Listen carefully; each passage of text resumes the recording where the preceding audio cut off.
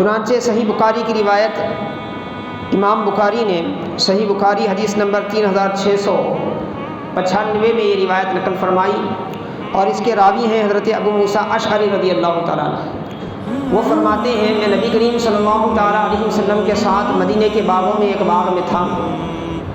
اور وہ ایسا باغ تھا جس کو حدود سے کیا ہے محدود کر دیا گیا تھا، اور اس میں داخلے کے لیے ایک دروازہ ہوا کرتا تھا۔ پرانے دور کا ایک طریقہ کار تھا، آج بھی چند علاقوں میں ہوتا ہے کہ اپنی ساری کھیت کو، اپنے سارے باغات وغیرہ کو کیا ہے فصلوں سے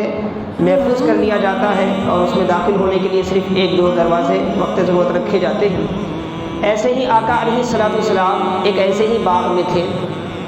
اور اس وقت آپ کے ساتھ حضرت ابو موسیٰ اشعری رضی اللہ تعالیٰ عنہ تھے۔ تو دروازہ بند تھا، رسول اللہ صلی اللہ علیہ وسلم اس باغ میں موجود تھے۔ اچانک اس باغ کے دروازے پر کیا ہے کھٹکھٹانے کی آواز آئی، اس کو کھٹکھٹایا گیا۔ تو حضرت ابو موسیٰ اشعری رضی اللہ تعالیٰ عنہ فرماتے ہیں کہ رسول اللہ صلی اللہ تعالیٰ علیہ وسلم نے فرمایا دروازہ کھولو اور آنے والے کو جنت کی بشارت دو،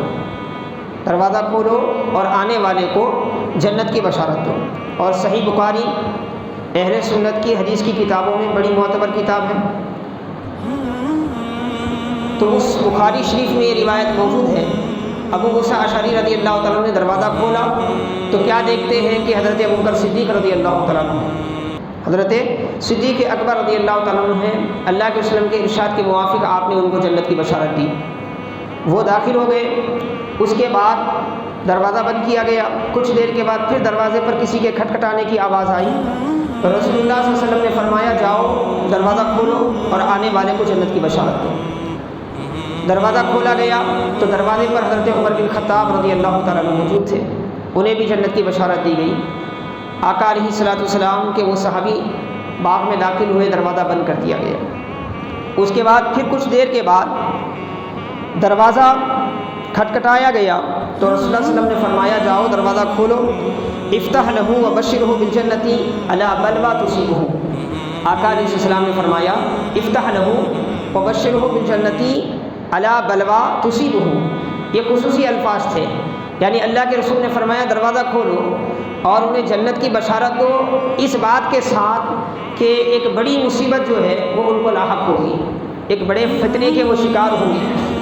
اور حاضرین محترم عزیزان گرامی، دروازہ کھولا گیا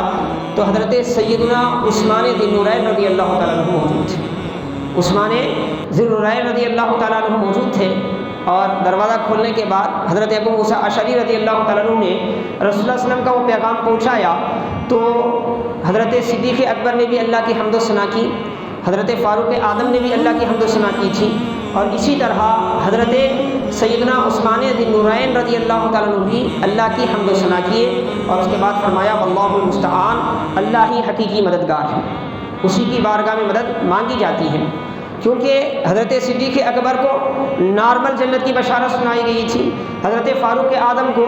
نارمل جنت کی بشارت سنائی گئی تھی، لیکن جب حضرت عثمان ذی النورین رضی اللہ تعالیٰ عنہ کی باری آئی تو آقا علیہ الصلوۃ والتسلیم نے آپ کو صرف جنت کی بشارت نہیں دی، ساتھ میں یہ بھی بتایا کہ آپ کو ایک بڑی مصیبت سے ہو کر گزرنا ہے، آپ کو ایک بڑی مصیبت سے ہو کر گزرنا ہے۔ اسی لیے حضرت سیدنا عثمان ذی النورین نے جنت کی بشارت پر اللہ کی تعریف کی، اور جس فتنے کی آگہی آقا علیہ الصلوۃ والسلام نے آپ کو عنایت فرمائی تھی، جو مصیبت آپ کی زندگی میں آنے والی تھی، جس کی پیشن گوئی کی گئی تھی، اس پر آپ نے کہا کہ میں اللہ ہی سے مدد طلب کرتا ہوں، وہی مدد کرنے والا ہے، وہی حامی و مددگار ہے۔